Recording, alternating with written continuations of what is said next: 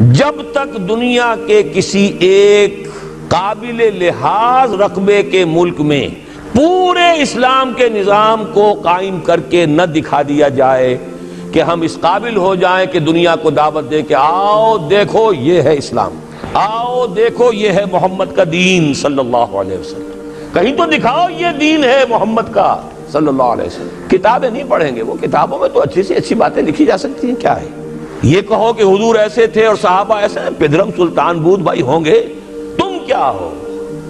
تھے تو آبا وہ تمہارے ہی، مگر تم کیا ہو؟ ہاتھ پر ہاتھ دھرے منتظر فردا ہو۔ ایسا نہ ہو کہ کوئی چھوٹا سا گاؤں ہو، کوئی جزیرہ ہو، سائزیبل ملک ہو جس میں وہ نظام قائم کر کے دکھایا جائے۔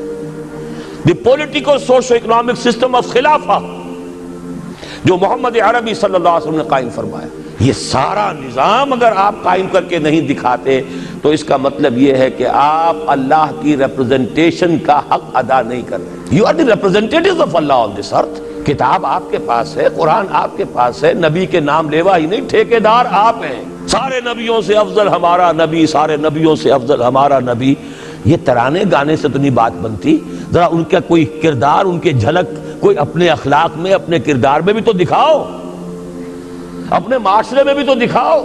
یقیناً افضل ہیں، اس میں کیا شک ہے، سید البشر ہیں، افضل المرسلین ہیں، اکمل الرسل ہیں، خاتم النبیین ہیں، کیا شک ہے اس میں، لیکن دکھاؤ تو صحیح بھائی۔